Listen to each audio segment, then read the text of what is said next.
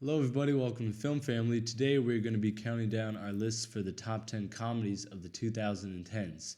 It's been an interesting decade for comedies. I don't think it ever lived up to the greatness of the 2000s, which, in my opinion, is the best decade for comedy movies ever. But you saw the two big factions slash camps of people, which you got your Adam McKay, and then you got your Seth Rogen and all their people who do comedies with them, and they made some great stuff. But you also see some outliers, some great movies. You see Jonathan Goldstein duo, and just a lot of different groups of people. So I think it's been an interesting decade. And you also get certain movies that are out of genre that actually were comedies first and genre movies second that were really surprisingly good. So yeah, without further ado, let's get into our honorable mentions. Taj?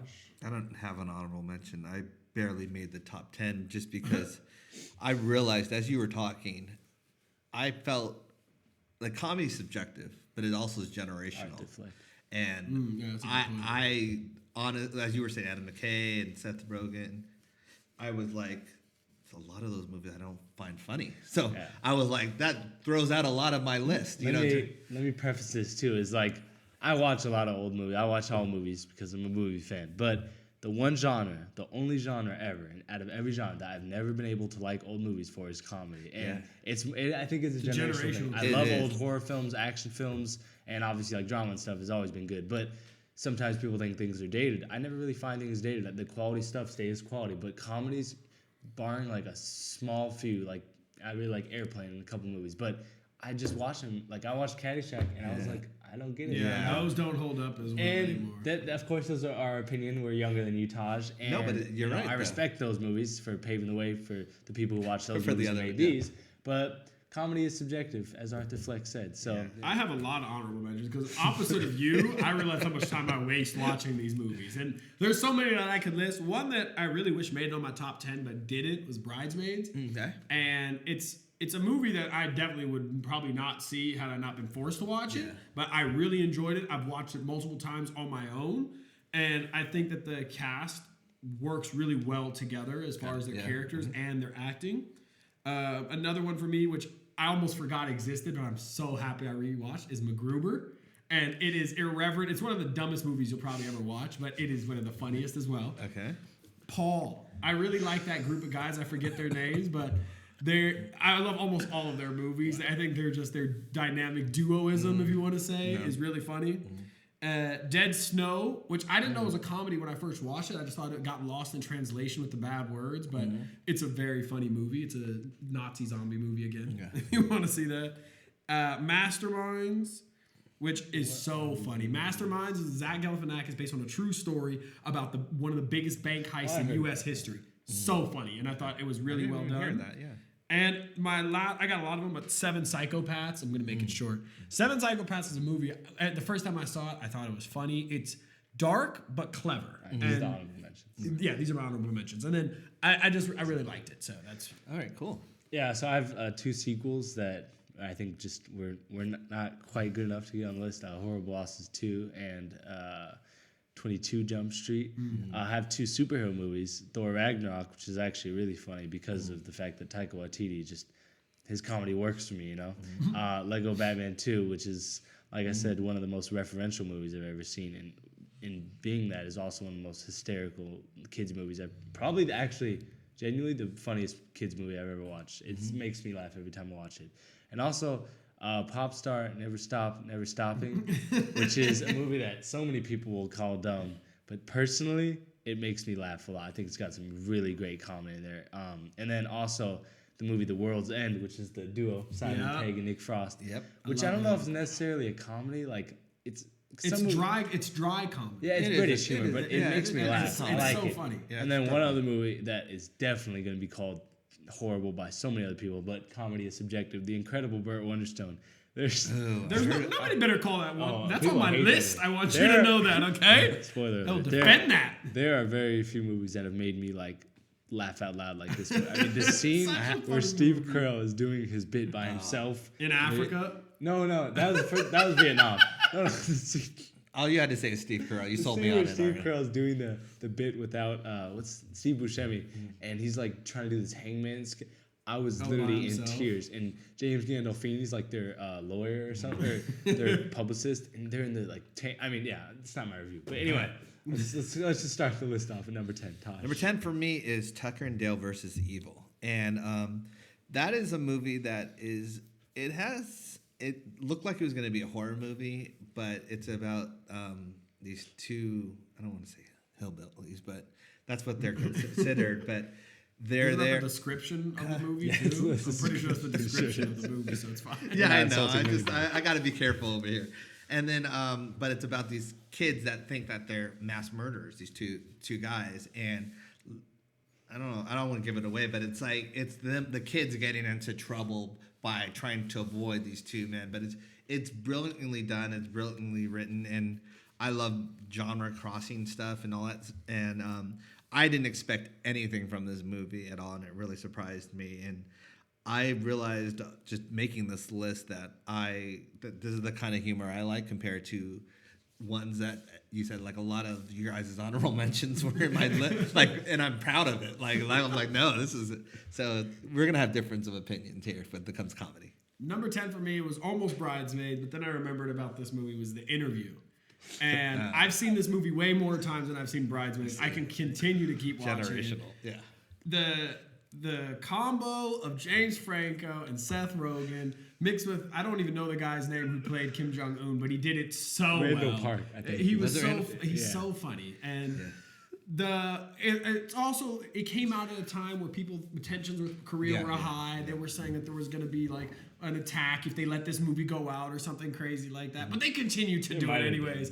And that's why it's my number 10. It's very funny. Yeah, so number 10, it's funny that, when we reviewed Joker, we talked about how much Todd Phillips matured, and he definitely did. That's cool for him, and, maybe he'll do a drama next or whatever. I'm excited to see. But I still don't think that his comedies have aged anything less than great, because Due Date is a movie that I love watching. I've seen it probably like 2 or 3 times. And it's a movie that never fails to make me laugh. Robert Downey Jr. plays the straight man to like an absolute T. To Galifianakis' wild man. That's something you get in a lot of comedy movies. You have your straight man and then you have your crazy man. And it's pretty basic.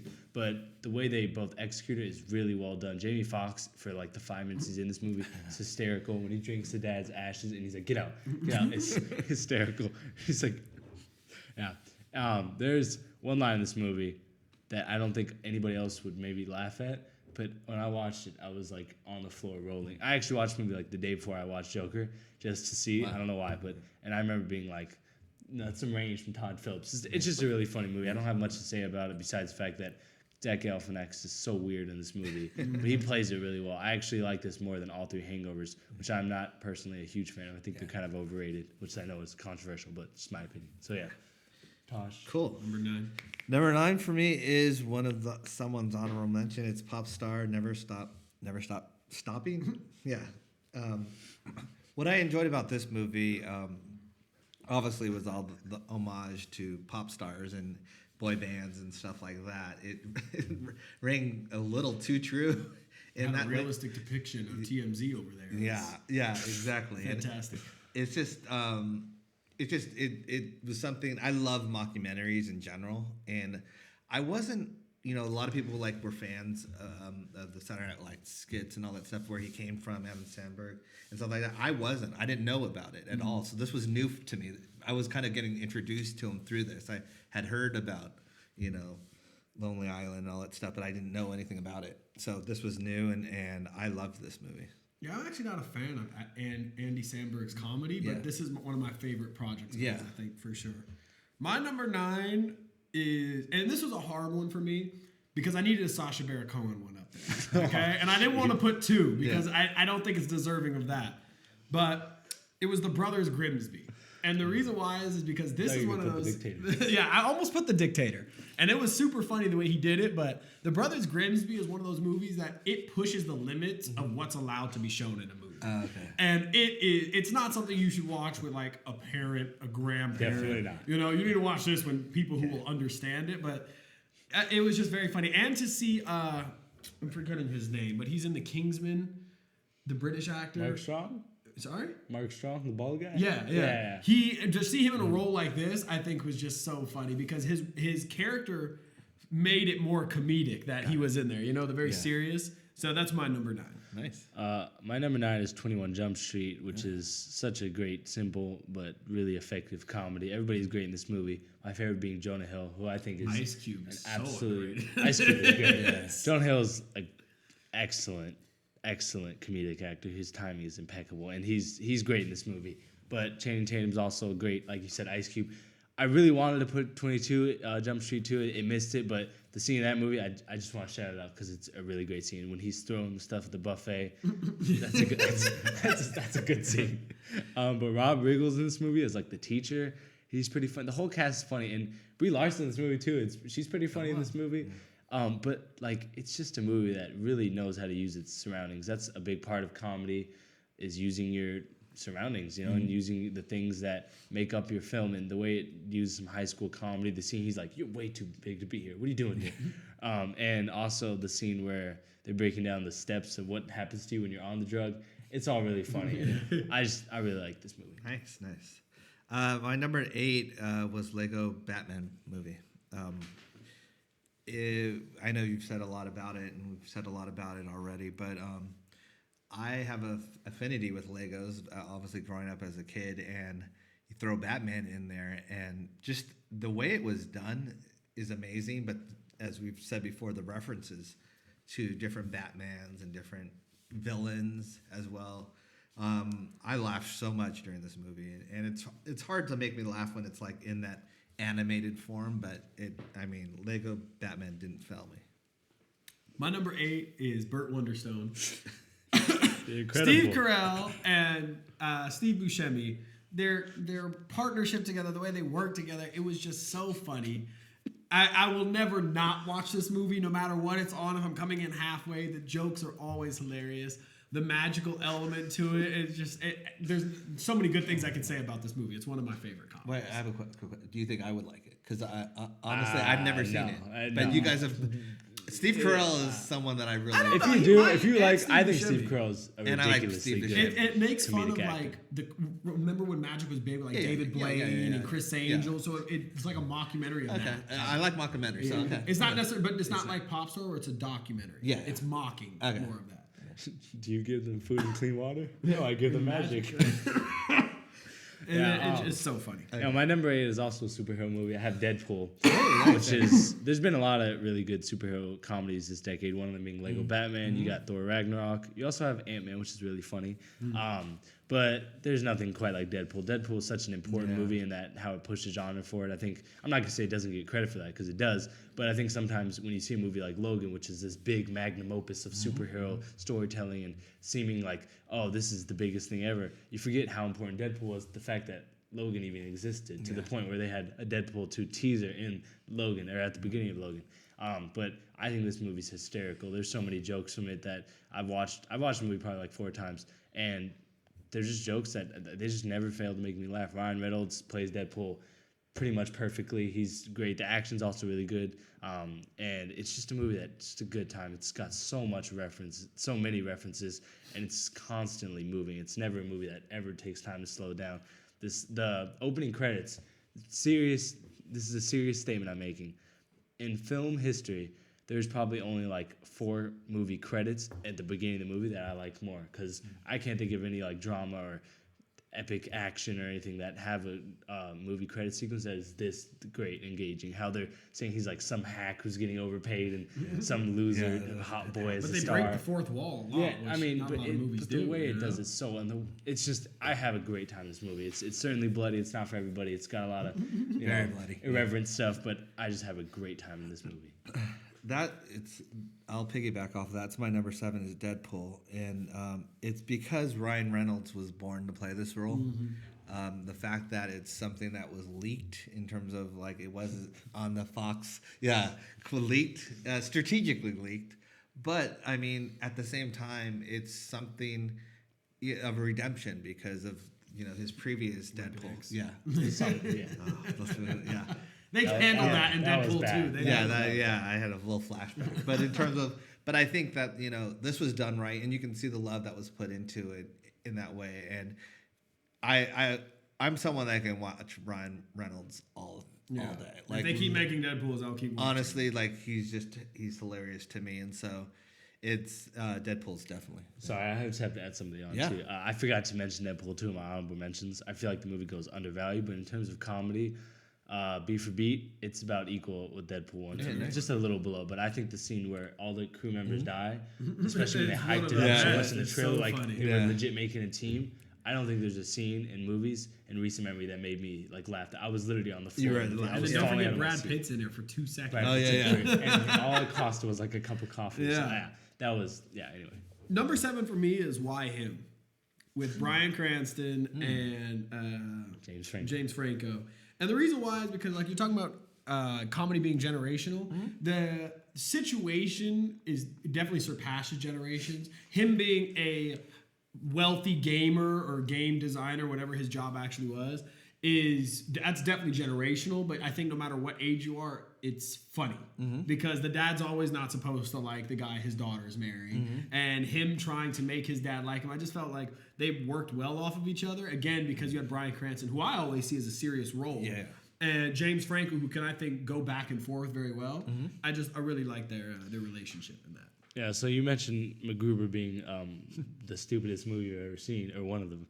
And I raise you 10 because Anchorman 2 is by far the dumbest thing. It's the dumbest thing I've ever watched. But I will say that Adam McKay, more than any filmmaker in the history of cinema, not just comedy, knows how to make an intelligently stupid situation. And I know it's an oxymoron, but I mean that. And I'm going to mention that a little more because you might be on this list later.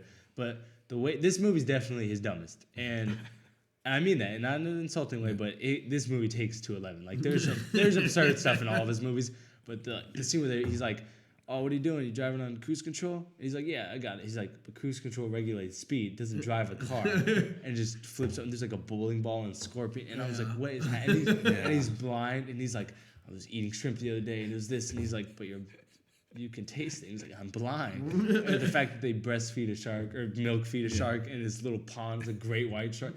This movie's absurd, and the action sequence at the end, like it never stops. It's constantly trying to one up itself. And any comedy movie that does that is destined to fail. But Anchorman 2 makes me laugh so much.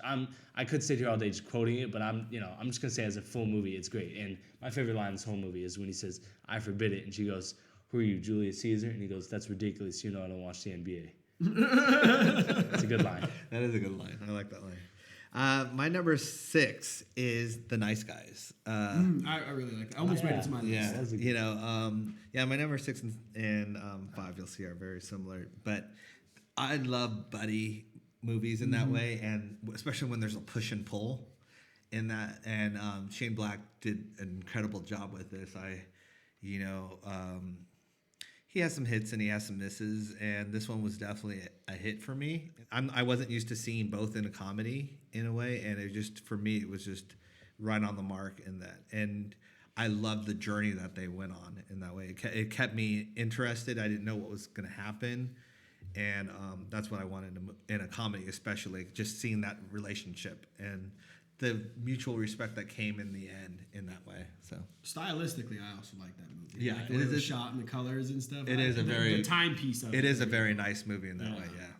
Yeah. My number 6 is Get Him to the Greek. And the reason why is because I felt like this was such a good movie for Jonah Hill, Jonah Hill and Russell Brand, like their relationship together and how they kind of fed off of each other, but also how polar opposite they were. The scenarios were very LA, Hollywood, because it's in the music industry. And I just think that this is a movie I will always watch. Stroke the Furry Walls, the scene with the song. It's just so awesome, this movie. It definitely had to be. What year did that come out? 2010, I think. So it just made it. Yeah, 2010. I haven't seen it. Oh, that's a good one. That's a good one. I don't know if you like that one. You might not. You said music, and you said Russell Brand. Because he is an actual rock star. Russell Brand. I like Russell Brand, so that might be okay.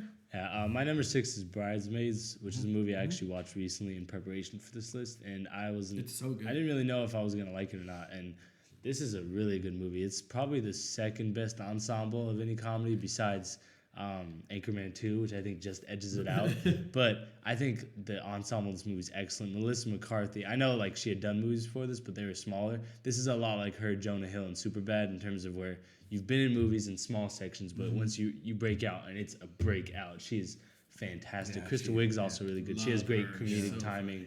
Maya Rudolph's really good. The whole cast is just excellent. Rose Byrne's actually pretty underrated in this movie though, because I think like their little back and forth thing, especially at the wedding ceremony, it's all really well done, and it's just a funny movie. And the guys in this movie don't feel lame either. A lot of times when you get comedies with a woman, you'll get some guys who are they're just not that funny. But John Hamm in this movie is hilarious. He's actually really good at comedy. I feel like sometimes underrated, actually. And the rest of the cast is just really good too. The movie's also never just too absurd. It's got some regular scenarios but makes them fun. The plane scene's really funny too, So funny. So, I don't really have too much to say about this movie. I just really enjoy it. I would just like to say that I don't really consider it like a chick flick or it's so anybody much can watch it. Like elevated it's beyond so that. funny, you know what I mean? And it's not just gender based. Definitely elevated beyond chick flick. Nice. My number 5 is Hitman Bodyguard.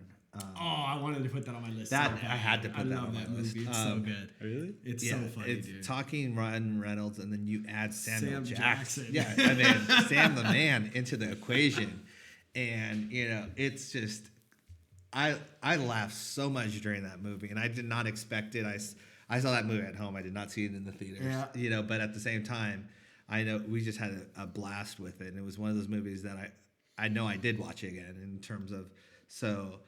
I don't know. I think you guys would really enjoy it, especially if you like Ryan Reynolds or Sam Jackson. It's so fun. It's a fun Mr. movie to Samuel watch. Jackson. My number 5 is Horrible Bosses. I love this You movie. guys- I think the people that are in it are fantastic. The situation is I think it's ahead of its time, or it had never been done up until that point. And also the amount of actors that you have in there who you would never see as a comedian or a comedic actor was really impressive to me. And I agree. I don't think really Horrible Bosses 2 was as good, but Horrible Bosses 1 was definitely one of my favorite movies. I keep thinking with all these like movies we're mentioning, I keep missing ones, and I just remember this is an honorable mention: Dinner for Schmucks with Steve Carell. See, I wanted to put that on there. It was very I heard that funny, was but incredible. I never saw it. That's like It's not something I would it's watch Steve again. Carell, man. Steve Carell's very funny. He's on a different level. But so my number 5 is a movie that could probably get number 1 in terms of the best film, but it's number 5 because I had to judge it on how much they made me laugh and how good the comedy was.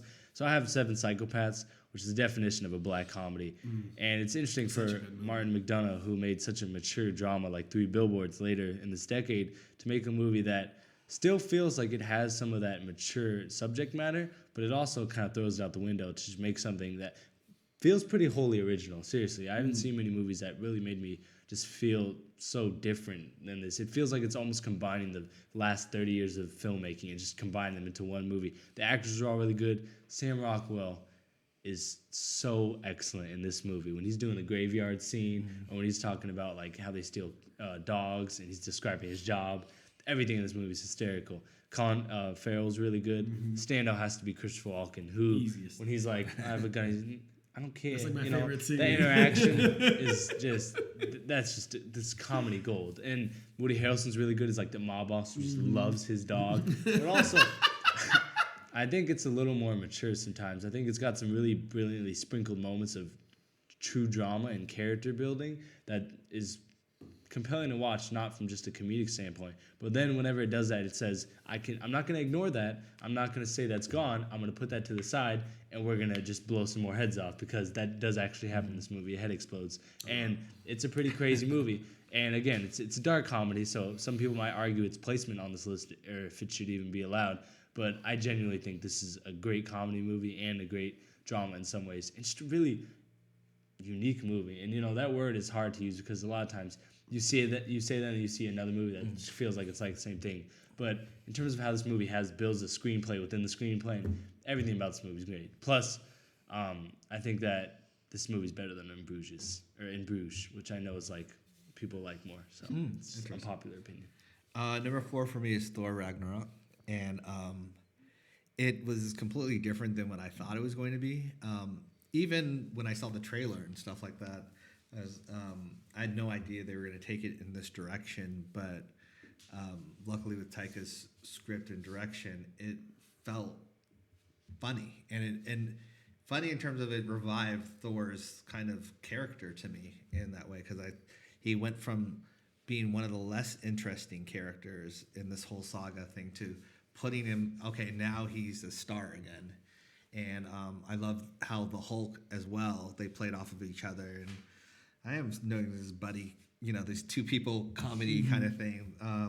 But yeah, so I really enjoyed that movie. And it didn't make some of my other lists in terms of like the superheroes thing, but in terms of because I always looked at it more as a comedy than a superhero movie, even though it is a superhero movie. Jeff Goldblum is also like ridiculous. He's gold. I know a lot of people talk about Korg, and Korg is great, but he's the best. No. He's got such a delivery that it's just there's a line where he's like, oh yeah, you're my favorite. What do I always call her when she's here? It starts with a B, and she's like trash. He's like, no, I was trying to say best. He's like, you're just waiting to call her trash. It's great. My number 4 is Ted. I actually would put it up higher because I feel like it's such a well-written comedy as far as a story goes and a character arc, and it's a buddy comedy. Yeah. I think it's props to Mark Wahlberg for acting as well as he did, considering that his partner is a CGI bear. Yeah. Seth MacFarlane is definitely a comedic genius for my generation with Family Guy, American Dad. He has so many different shows. I love almost all of them. And this is my 4th. I would put it higher, but I wouldn't rewatch it multiple times as a comedy. You know what I mean? Like it would almost go on a different list. I don't know what it would, but it's a very good funny movie for me. Yeah. So number 4 for me is probably the movie I've seen the second most times, besides another movie. It's The Interview, and I remember this movie had threats of global war about it, and it was being talked about as it's going to start the next war. And if I'm still alive in 20 years and have kids, and I could just be like, hey, this movie was said to start a war, so big deal. Some respect. Have some respect. But like you said, the comedic duo is excellent. James Franco, this might be one of his, if not best, comedic performances. He's really good. Seth Rogen takes a little bit of a backseat, but oh my God, they're both great. Randall Park playing Kim Jong-un is a performance that is not going to make everybody happy. It's certainly going to piss people off. But when he's playing basketball, he's like Jordan, and he's just, and then he gets all insecure about firework and Katy Perry, and margaritas. And Margaret. Dave, it's not a performance that again is for everybody, but it's a great movie. It's actually got a little bit of touching moment in a couple parts. The celebrity stuff is great too. Like they have Eminem in this movie with one of the funniest celebrity cameos I've ever seen. But they also have a couple others that are really good. And it's a hard movie for me to just like talk about in terms of like what truly makes it good for me. But every scene makes me laugh. Yeah. And it's gonna have some humor that's gonna again make some people mad. But I had a great time in this movie. Yeah. Top 3. Well, I know my number 3 would probably surprise you guys, but I don't even know if you guys saw this. Game Night. I did see it. I love that movie. Okay, good. Well, Game Night for me was something that I saw in the theater, and it was at a time when I was worried, could comedy still perform at the box office? Because I'm sorry to interrupt, but is this the movie where Jason Bateman? Oh, okay. Yeah. So they're playing a game. Yeah, and then then they get kidnapped. real. Yeah, it gets And it was just for me it was there's so many fun scenes, but it's like you're just going on this ride with these people, and it's hilariously written and it's hilariously done, and it's one of those movies that make me really happy. Like the top 3 for me are movies that like make me happy in a way where I could watch them again and again if I'm like sad or whatever. And Game Night is one of those that I just was like, okay, they need more of these kind of movies. And so I really enjoyed it.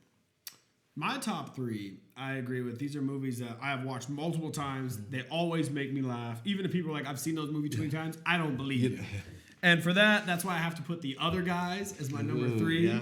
It is easiest, like one of the funniest movies I've ever seen. Will Ferrell, Mark Wahlberg, what a combo. And I actually would go as far as to say this might be one of my favorite Will Ferrell movies because it was so funny to see him in this. I don't know how to explain. This is just the jokes, the way they landed it, the Sam Jackson, his little part in it, and it was just so funny to see what Will Ferrell went from to see how he ended the movie, and I just thought it was fantastic. Yeah, so number 3 for me is a movie I've seen a couple times, and it's one of the most clever comedy movies of this decade. This Is the End. The way this movie just lampoons and spoofs celebrity culture, from its parties to how people talk to each other, how they think about themselves.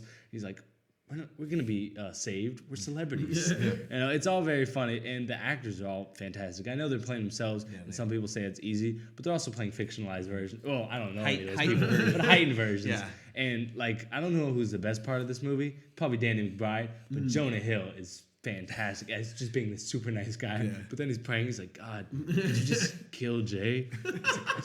I just hate him so much. But then he becomes possessed. Yeah, there's some great stuff, and I actually remember seeing this movie, and I saw it probably 3 times, and I was probably too young to see this movie, but I remember laughing at it, and now when I see it, I laugh for different reasons. And the Danny McBride stuff in this movie is ridiculously funny. And he's one of my favorite comedians. He's like, I'll just take some water, and he drinks the whole jug, and he goes, you made me do this. He's like, no, he didn't. And he's everything about this movie is hysterical. The celebrity cameos, Michael Cera for his 2 minutes, Rihanna's in the movie, Emma Watson, it's all really funny, and the final 20 minutes are just absurd, but they work because the acting stays great. Dan McBride has his little Mad Max gang, and then they go to Channing heaven. Tatum. Yeah, Channing Tatum. And then they go to heaven and sing Backstreet's Back. It's just one of those movies that wouldn't work if the actors didn't sell it, and the actors are all great. Their chemistry is palpable. It's the movie's funny. It's got some jump scares, which is funny. It got a maze at Halloween Horror Nights, So it's just one of those movies that feels different, and because of that, it scored really high for me. Wow. Okay. No, that's great. Number 2 for me is a movie that I definitely saw multiple times. It's a movie that probably shocked me more than any movie has in terms of it being good. And it's already made one of my lists, but I consider this just as much of a comedy, if anything. That's Guardians of the Galaxy. That is a movie that I did see multiple times. I watched the commentary. I studied it, and it's one of those movies that from beginning to end, I just was a kid. I just loved it in terms of how it starts with, come and get your love, and he's over there, dancing around, and, just it set the premise of what this movie is going to be, and then it ends with, I want you back, and Baby Groot, dancing. And it made me happy the whole way through it, and not to mention, Rocket's interaction and stuff like that. It was just so well done. There's so many things in this movie that I was like, wow, they pulled this off. And I was someone that definitely thought this movie was gonna bomb. And I've watched it over and over to the point where it had such a high bar that the Guardians of the Galaxy 2, a lot of people like it. It's just it was such a high bar that I didn't really enjoy it as much as I should have, because Galaxy 1, it was the best, and it's my number 2. My number 2 is there because it's Due Date, and I really like this movie as a comedy. I thought it was very funny, and I really like to see Robert Downey Jr. and Zach Galifianakis do their thing. But at the same time, I felt that it deserved this position because it's such a good movie. I like the way that you almost feel an emotional investment in Robert Downey Jr.'s baby being born, and then you can kind of feel bad for Zach Galifianakis because he means well, but he always plays that role where he's kind of like a loner that nobody really understands. And one of my favorite scenes is when he takes the door off of the car, freaking out, running. And it's one of the funniest and one of the most well done comedy movies for me. Nice. And that's why it's number 2. Yeah, my number 2 is Horrible Bosses, a movie that only gets funnier every time I rewatch it, which is not something that happens a lot. But all 3 of the bosses in this movie are absurd in their own ways, but they're all equally hysterical. My favorite has to be Colin Farrell, who plays one of the funniest movie characters in history. He says so much offensively disrespectful stuff in the most hyperactive way that I don't think there's anything that makes me laugh more than the scene where he's talking to Jason Sudeikis at the company, and he's like, oh, why are we spending money on this? He's like, well, it costs a little extra money to dispose of waste carefully because there are tribes there. Or no, he's like, there are people there. And he goes, what, like native tribes? He's like, I don't care, dump it. And he's like, it's not, he's like, they have a modern society. It's not just a bunch of tribes. And he goes, oh yeah? And then there's a scene where he's like, you're late. And he's like, I was at your dad's funeral. And he's like, yeah? He's like, that excuse might have worked when he was here. And he goes, well, it wouldn't be when he was here. Yeah, I mean, I could keep going through it. And then, yeah, anyway, it's just a really funny movie. The chemistry between them is great. And besides the 6 main people, Jamie Foxx in this movie plays, hilarious. again, like Due Date, a small cameo that is so effective. Or the guy who plays Mr. Fantastic, who does wet work. Oh. And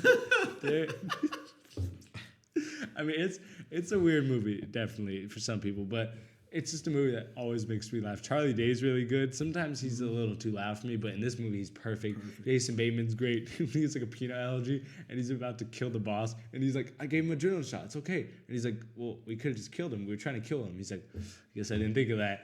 It's all just great. There's so many great jokes in this movie. And I really just think that it's one of the closest things I've ever seen to a perfect comedy. Nice. I think it might even be better than my first one. I just like the first one more. Okay. You're allowed to do that. Yeah. number It's very interesting because as I'm listening to you guys' list, there's so many that I haven't seen. That's I'm nodding with you, but I haven't seen a lot of these movies, so I'm excited to actually watch the ones on your list. Probably, I don't know if you guys have seen my number one. It's What We Do in the Shadows, and I haven't heard of it. you haven't heard of it. movie. Is it English? It's a vampire movie. Yeah, it's a vampire mockumentary. It's not the one that makes fun of Twilight, is it? No. No, that's vampire stuff. Yeah, that was so bad. That wasn't even on my list. No, this one is it.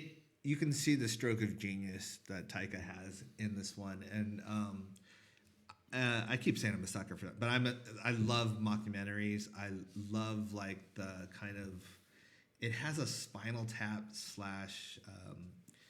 feel to this, and it also has like a horror aspect of it. But I just love how it's taken serious, but it's so off the wall that it's like you're just laughing at it. And it's kind of like you guys should definitely see it because you'll go, oh, that's Taika. But this is Taika before people know what Taika's style is in that way.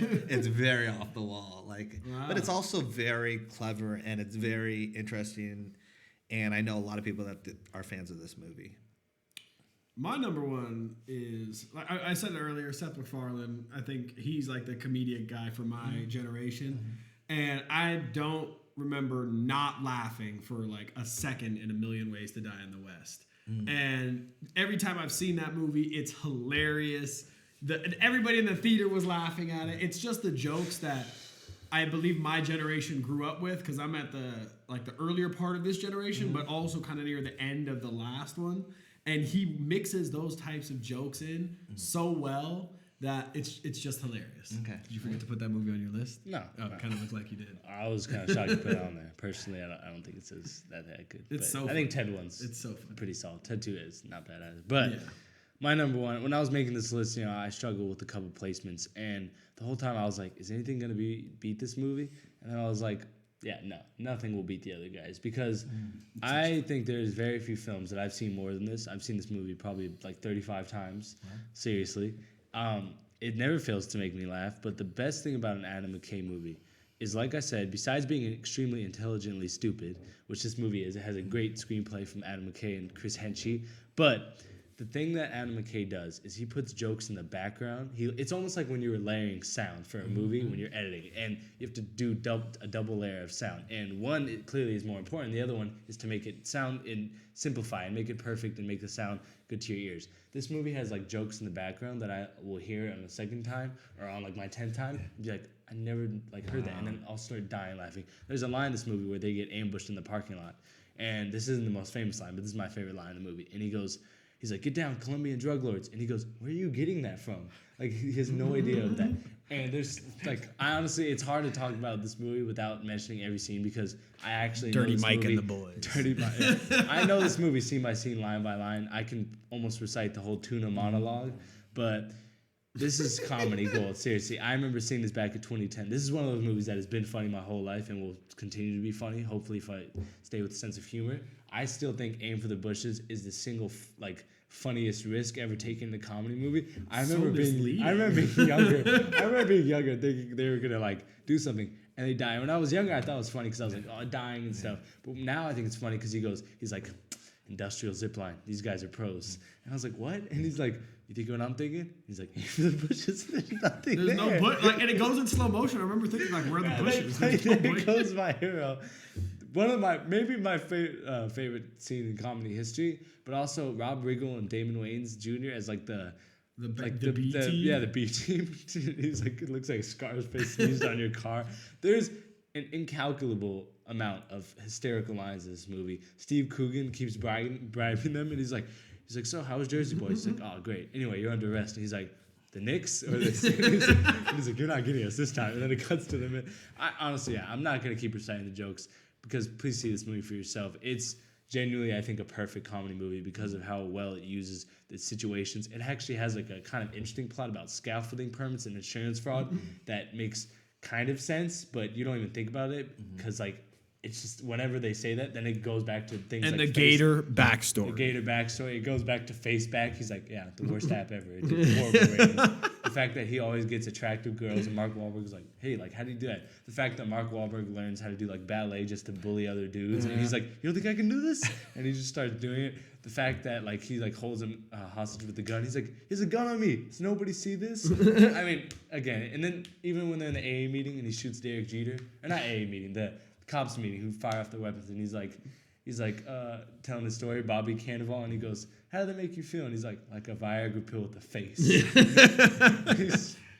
Yeah, I don't it's know. a great movie. It's the closest thing I think I have to a perfect comedy movie. It's probably third to only Tropic Thunder and Step Brothers ever. I really think this is an incredible. I take back my statement. Step Brothers is actually probably the best Will Ferrell. And if anybody thinks that like this is not a funny movie, it's okay. I just think we don't agree on what makes somebody laugh because this movie will never ever fail to make me laugh. It's hilarious. Wow. So yeah, if you have a list of your favorite comedies, let us know what you think. Let us know which one of our lists you like the best. And if you agree or disagree, let us know down below. Like and subscribe, and we will see you next time. Thanks for watching.